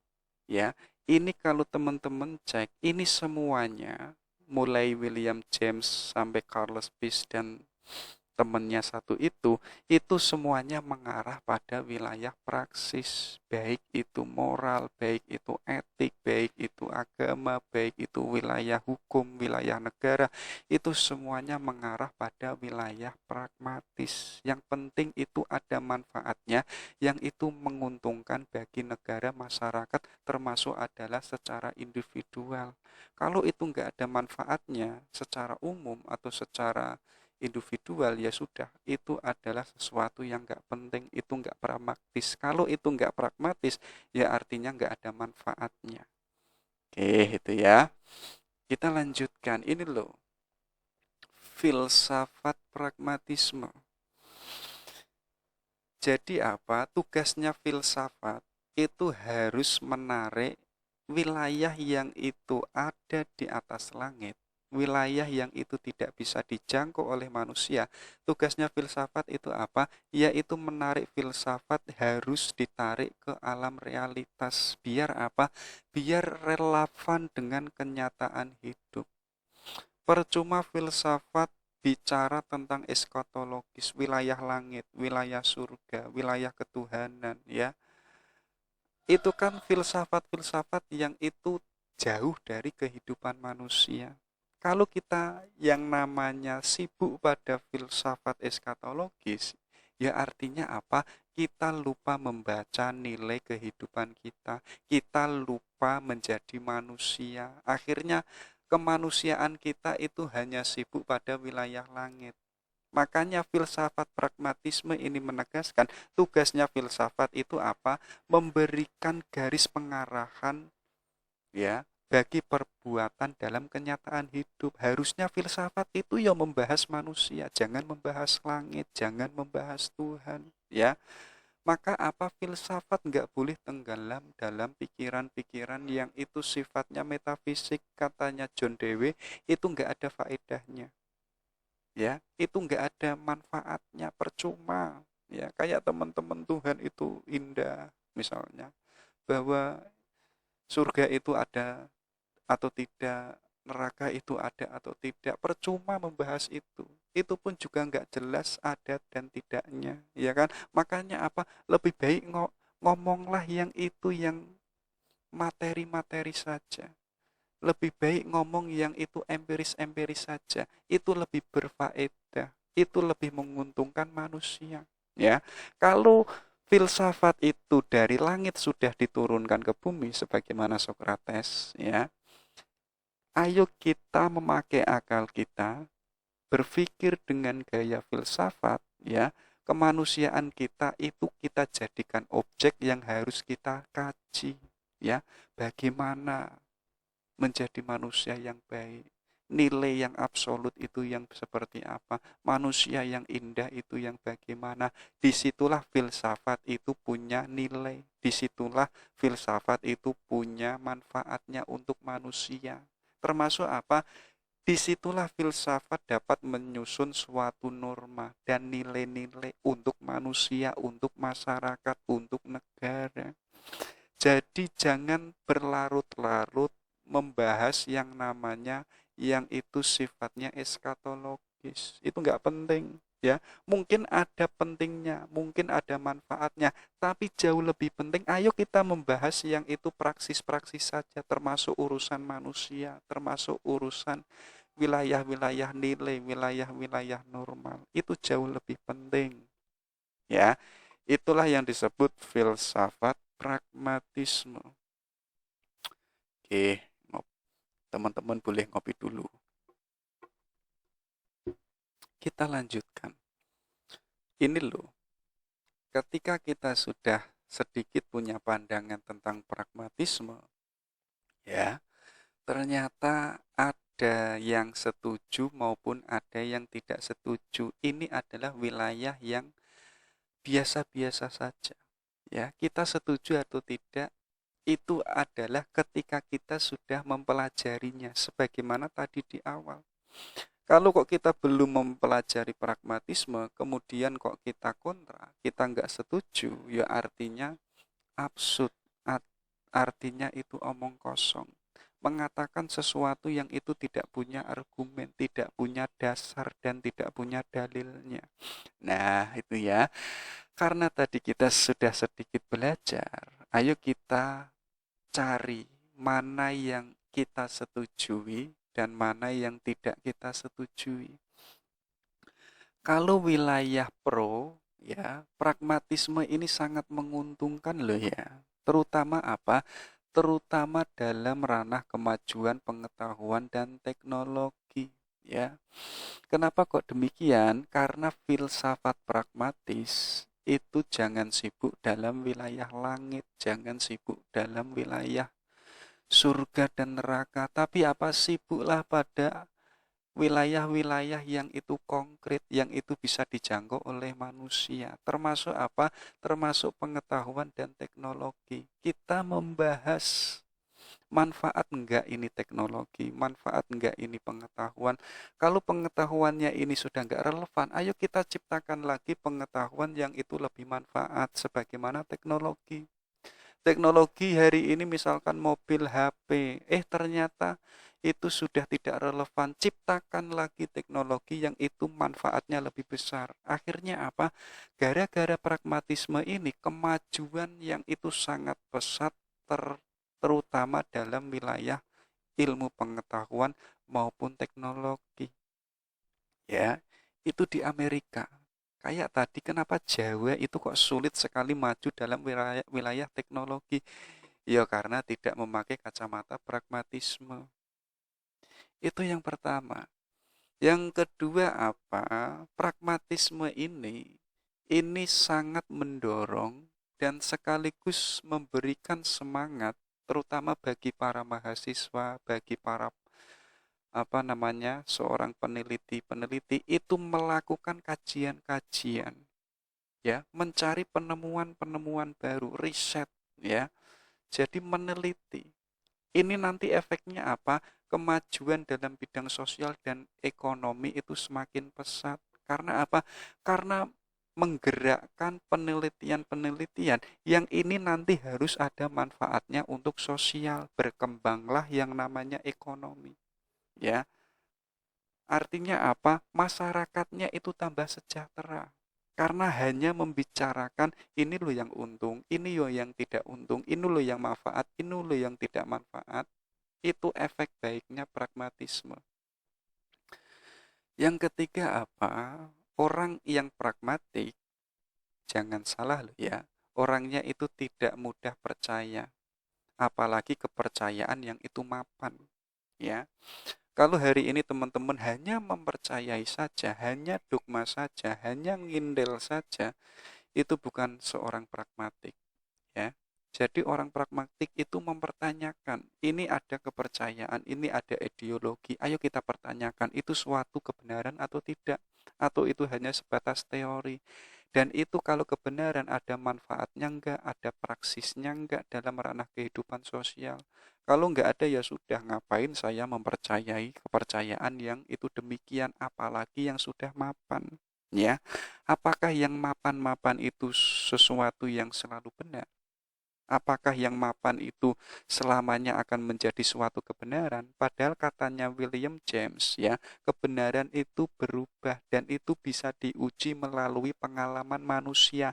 Manusia nanti akan menyadari, oh ternyata kebenaran yang kemarin, kebenarannya itu hanya sebatas itu. Ternyata di depan masih ada banyak kebenaran. Itu bisa diuji dengan pengalaman manusia sebagaimana kepercayaan yang mapan. Ya, kalau itu mapan, apa iya sampai hari kiamat itu dianggap sebagai kepercayaan yang itu selalu benar? Ya, coba dibuktikan, ya. Dan orang pragmatis itu enggak semena-mena atau tiba-tiba langsung percaya, itu enggak. Tapi apa? Tapi harus diuji kebenarannya dulu. Dengan apa? Yaitu dengan pembuktian praksis. Itu ya. Itu pada wilayah yang pro. Yang kontra apa? Orang pragmatisme ini sangat mendewakan akal untuk mencapai kebutuhan hidup, ya. Karena orang pragmatik ini mendewakan akal, banyak sekali orang pragmatik yang itu tadi tidak mudah mempercayai kepercayaan-kepercayaan, ya. Karena yang nomor satu itu akal, nanti kebanyakan itu menjurus pada sikap ateisme, hanya mengandalkan akal, hanya mengutamakan akal, karena akal ini adalah sebagai alat tadi yang itu untuk mencukupi kebutuhan kehidupan manusia. Ya, karena apa? Karena agama itu bukan wilayah-wilayah yang itu yang bisa secara konkret itu menguntungkan manusia. Lebih baik apa? Cari yang itu yang di depan mata, yang jelas yang itu menguntungkan manusia dan gunakan akal kita untuk mengejar kesuksesan kita. Itu kan lebih simpel daripada jelimet-jelimet, wah harus demikian-demikian kesuwen. Ya, yang simpel-simpel saja, yang penting ada manfaatnya. Yang kedua, pragmatis. Ini menciptakan pola pikir masyarakat yang materialis, ya.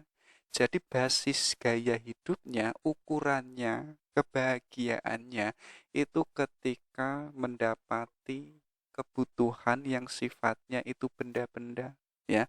Sifatnya itu materialis. Bahagia ketika punya mobil, punya rumah, bahagia ketika banyak uang, bahagia ketika punya istri 4, 5, dan lain sebagainya. Jadi kebahagiaannya itu ketika sudah mendapatkan sesuatu yang sifatnya itu materi. Kalau nggak punya materi ya artinya dia nggak bahagia. Yang terakhir, ya, untuk mencapai tujuan yang materialistisnya tadi, biasanya orang pragmatis ini yang agak nggak saya suka, itu mengejarnya, ya, meraihnya itu tanpa memperdulikan lagi adanya orang yang ada di luar diri kita.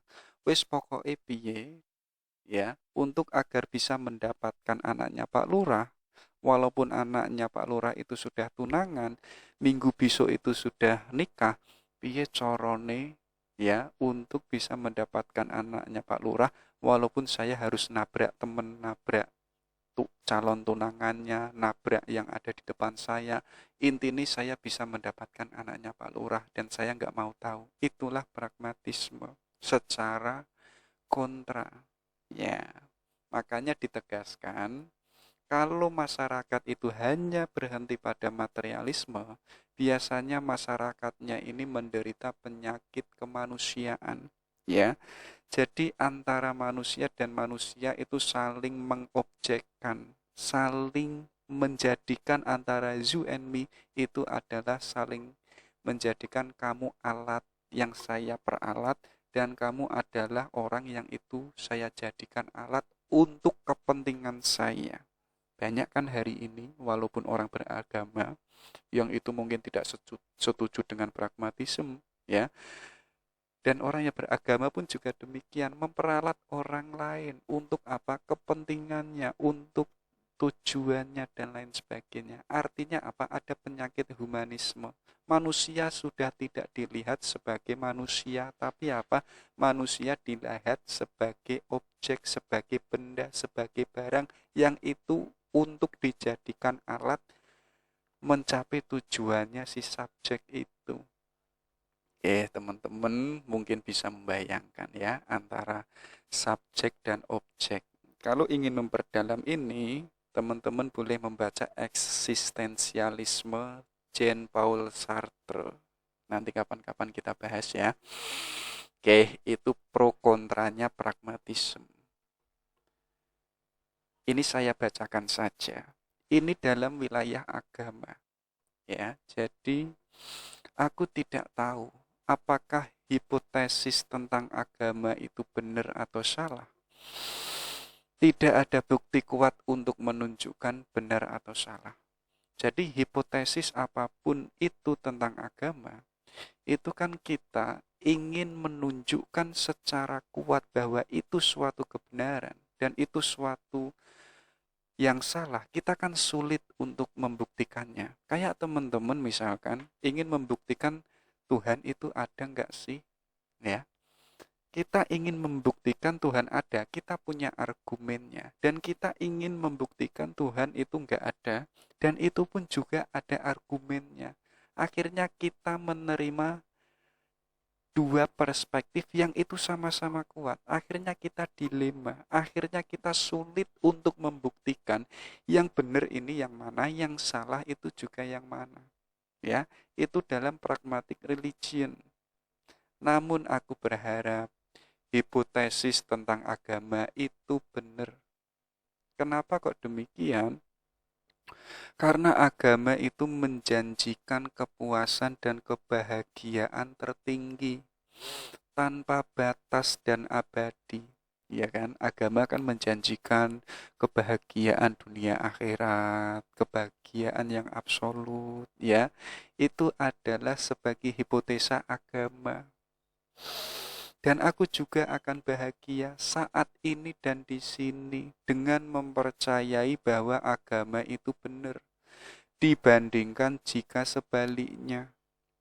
Maka demi kedamaian jiwaku dan demi harapan akan keselamatan yang diberikan agama padaku, aku mau percaya, will to believe. Ya. Jadi agama menawarkan kebahagiaan, keabadian, menawarkan kesejahteraan, menawarkan nilai moral absolut, ya. Jadi katakan will to believe. Aku mau percaya. Ya, dilanjutkan bahwa hipotesis tentang agama itu benar dan aku akan menganggapnya selalu benar. Dengan cara ini aku lebih tenang dan aku lebih bahagia. Juga karena aku akan mendapatkan kebahagiaan puncak dalam kehidupan yang akan datang. Jadi lebih baik mempercayai agama kok daripada enggak mempercayai agama. Kenapa kok demikian? Karena dengan agama itu jiwa kita itu damai, jiwa kita itu bahagia, kita tenang, ya. Kita tenang saat ini dan di sini. Ya, walaupun agama menawarkan sesuatu yang itu enggak ada pada hari ini, tapi kita itu bisa merasakan adanya sesuatu yang itu enggak nampak. Itu menjadikan diri kita itu nyaman, diri kita bahagia, ya. Dan apa? Kita pun nanti akan mendapatkan kebahagiaan puncak dalam kehidupan yang akan datang. Ya, jadi apa? Jadi daripada kita jelimet merumuskan agama yang demikian, ya sudahlah, kita pragmatis aja, kita percayai saja. Ya, will to believe, ya, aku mau percaya kok. Nggak usah sibuk-sibuk, nanti bagaimana dan lain sebagainya, itu malah jelimet sendiri. Yang penting apa? Pragmatis saja, percaya saja sudah. Oke, itu ya. Itu pragmatik dalam wilayah agama. Ada juga dalam wilayah ketuhanan. Oke, coba ya. Jadi apa? Gagasan dan kepercayaan tentang Tuhan itu bisa dianggap sesuatu yang absah dan benar jika memiliki efek praksisnya.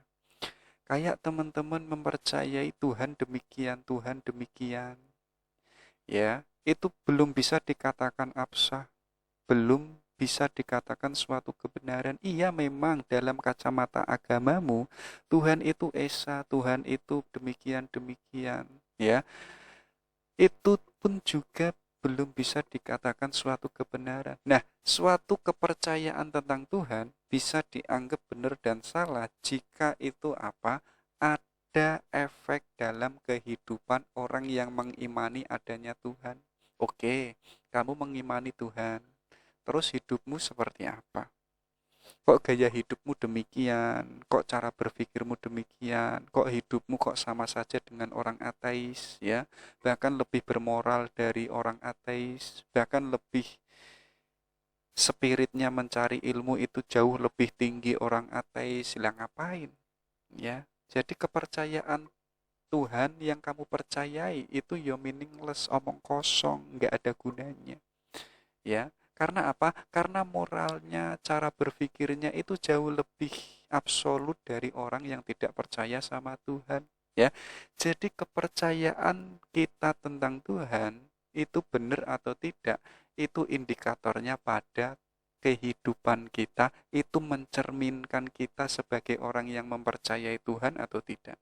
Kalau tidak mencerminkan itu, ya sudah, kepercayaan tentang Tuhan itu ya sesuatu yang sesuatu yang absurd. Nah, yang kedua apa? Jadi Tuhan itu ada atau tidak, benar atau tidak, itu bukan tergantung Tuhannya itu, ya. Jadi Tuhan memang mengatakan aku ini ada, aku ini adalah sesuatu yang absolut. Iya. Tapi untuk membuktikan bahwa Tuhan demikian, itu ya tergantung si manusianya itu, bukan tergantung pada Tuhan, ya.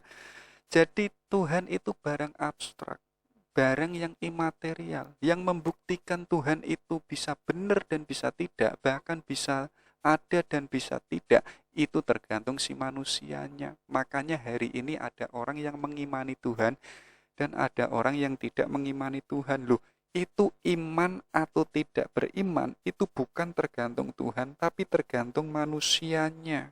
Ya, kalau teman-teman ingin membuktikan bahwa kepercayaan pada Tuhan itu suatu kebenaran, ya, jadi tunjukkanlah melalui perbuatan secara praksis bahwa teman-teman itu mencerminkan orang yang beriman. Kalau itu orang yang beragama, ya tunjukkanlah nilai-nilai agama dalam kehidupan sosial secara praktis.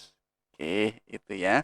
Yang ketiga apa? Doktrin agama itu yang benar jika perbuatan para penganutnya itu sesuai dengan doktrin tersebut dan terarah pada suatu kesuksesan dalam bertindak. Ini sebagaimana tadi mempercayai Tuhan, agama pun juga sama. Ya, agama itu bisa benar dan bisa tidak, itu tidak di agamanya. Agama itu barang abstrak. Ya, agama ini bisa hidup dan bisa mati. Itu yang bisa menghidupkan adalah manusianya. Misalkan seandainya semua manusia itu nggak sholat, yuk dunia tetap berjalan, ya. Walaupun mungkin rusak, mungkin ada kezoliman. Loh, walaupun ada agama, masih kok ada pencurian, ada kezoliman, ada peperangan, ya. Artinya itu sebagai indikator, janjani agama ini benar atau tidak, ya. Coba agama ini dihapus, nggak usah beragama. Kalau itu jauh lebih baik kehidupan manusia. Nah, ini menjadi pertanyaan besar ya. Oke, nggak usah jauh-jauh, nanti malah menjadikan teman-teman sinis sama yang ngomong. Oke, itu ya, itu wilayah Tuhan. Oke, kita lanjutkan. Ini ada apa namanya kalimat atau kata-kata mutiara katakanlah dalam wacana pragmatisme. Ada dari Aldous Huxley. Katanya beliau apa? Dream in a pragmatic way. Jadi bermimpilah yang itu secara pragmatis, ya. Bermimpi nggak usah tinggi-tinggi. Kalau memakai kacamatanya Aldous Huxley, ya. Bermimpilah yang itu bisa kamu jangkau, yang bisa kamu raih. Jangan bermimpi sesuatu yang itu tidak bisa kamu raih. Kayak teman-teman bermimpi pingin menjadi suaminya Luna Maya misalkan. Pingin menjadi suaminya artis Korea. Nah, itu bermimpi saja. Nggak menjadi kenyataan. Karena apa? Karena bukan sesuatu yang itu kalau dinalar, itu kan sulit untuk mewujudkan mimpi itu, untuk mewujudkan kenyataan itu. Masa mungkin sih ya anaknya Pak Tani bisa menikahi orang Korea misalkan, atau artis artis drakor misalkan ya. Rasanya kok sulit ya. Kalau itu sulit, ya bermimpilah yang pragmatis saja ya, yang itu jelas. Jadi nggak terlalu tinggi, nggak terlalu melangit, yang jelas-jelas saja. Yang itu nanti ketika kita mendapatkan mimpi itu pun juga membawa manfaat kita menjadi orang yang bernilai. Itu kan lebih baik daripada kita harus demikian ya. Itu nanti kalau kita tidak bisa sampai ke sana malah kita stres sendiri. Makanya apa? Dream in a pragmatic way. Bermimpilah yang itu secara pragmatis saja, nggak usah jelimet-jelimet, nggak usah kesuwen. Oke, itu ya. Ada juga yang itu dari William James. Katanya beliau apa? Jika kamu menginginkan kualitas, bertindaklah seakan kamu sudah memiliki kualitas itu. Jadi apa? Teman-teman ingin menjadi orang baik, ya, lakukanlah seakan-akan teman-teman itu sudah menjadi orang baik. Ya, seakan-akan teman-teman itu sudah memiliki kualitas kebaikan itu. Itu akan mengajarkan teman-teman yang lama-lama nanti menjadi orang yang berkualitas, menjadi orang yang baik. Hari ini kan sibuk ya, sibuk bertanya, Mas Piepto carane bisa membaca buku, sehari itu bisa 50 halaman, 100 halaman. Kita kan kadang sibuk pada wilayah pertanyaan. Tapi bagi William James ya, lakukan saja yang seakan-akan yang kamu inginkan itu kamu miliki hari ini. Yang itu ada di dalam dirimu. Kalau kamu menginginkan menjadi intelektual, ya jadilah sekarang kamu itu intelektual. Seakan-akan kamu punya kualitas nilai sebagai seorang intelektual. Ya, jadi nggak usah banyak-banyak bertanya, nggak usah penuh kajian-kajian seminar. Langsung saja, ya. Biar apa? Karena itu memudahkan kita, nggak usah jelimet-jelimet. Ada juga katanya William James, yaitu apa? Action may not always bring happiness, but there is no happiness without action. Jadi apa? Tindakan mungkin tidak selalu membawa kebahagiaan. Tetapi tak ada kebahagiaan tanpa tindakan. Jangan salah loh ya. Jadi mungkin segala apa yang kita lakukan, mungkin itu tidak membawa kita pada kebahagiaan. Tapi katanya William James, jangan salah, tidak ada kebahagiaan ya, but there is no happiness without action. Tidak ada kebahagiaan yang itu tanpa action ya. Maka apa? Action lah. Nanti antara teman-teman bahagia atau tidak ya, itu adalah pilihan teman-teman ya. Jadi yang penting itu apa? Kita mau melakukannya, kita mau mewujudkannya. Kayak teman-teman tadi mengejar cewek, teman-teman mengatakan saya bahagia kalau saya mendapatkan cewek ya. Maka apa? Sekarang action lah, kejarlah ya. Apa namanya? Dapatkanlah. Nanti walaupun itu diterima teman-teman bahagia, yang itu nanti ditolak, ya teman-teman ya berusahalah mencari kebahagiaan yang lain. Karena tadi, karena manusia punya kebebasan memilih. Oke, itu ya. Jadi tidak mungkin tindakan itu mungkin tidak selalu membawa kebahagiaan, tapi tidak ada kebahagiaan tanpa suatu tindakan. Ada juga yaitu the arts of being wise is knowing what to overlook. Jadi menjadi seorang seni atau seni menjadi bijak itu adalah mengetahui apa yang mesti kita abaikan. Ya, jadi ada banyak sesuatu yang itu nggak penting, yang itu sesuatu yang nggak relevan dengan diri kita. Tapi kok kita sibuk meresponnya, kita sibuk meneladeninya, sibuk memikirkan pandangan orang lain terhadap diri kita. Yo kita tidak punya seni menjadi orang yang wise. Nah, untuk menjadi orang yang punya seni yang bijaksana, kita harus tahu mana yang harus kita cuekin, mana yang harus kita tinggalkan, mana yang harus tidak perlu kita tanggapi. Ya, kalau kita bisa demikian, kita sudah menjadi orang bijak. Karena orang bijak itu tahu mana yang ini harus saya respon dan mana yang itu tidak perlu saya respon. Oke, itu William James. Terakhir, ini pun juga dari William James. Jadi katanya, to change one's life. Pertama itu start immediately, do it flamboyantly, no exception. Jadi apa? Untuk mengubah hidup, gampangannya seperti itu. Teman-teman itu ingin mengubah hidupnya. Yang pertama apa? Start immediately. Yaitu apa? Mulailah segera. Jangan jangan nanggung-nanggung, jangan menunggu pada waktunya, jangan menunggu wah enaknya besok lah, enaknya kalau sudah punya cewek lah, nggak usah menunggu itu. Tapi apa, mulailah segera. Yang kedua apa, lakukan dengan lemah lembut, ya, flamboyantly. Jadi lakukan yang itu dengan dinikmati, dengan dengan penuh perasaan, dinikmati saja. Yang ketiga apa? Tanpa pengecualian, tanpa komplain.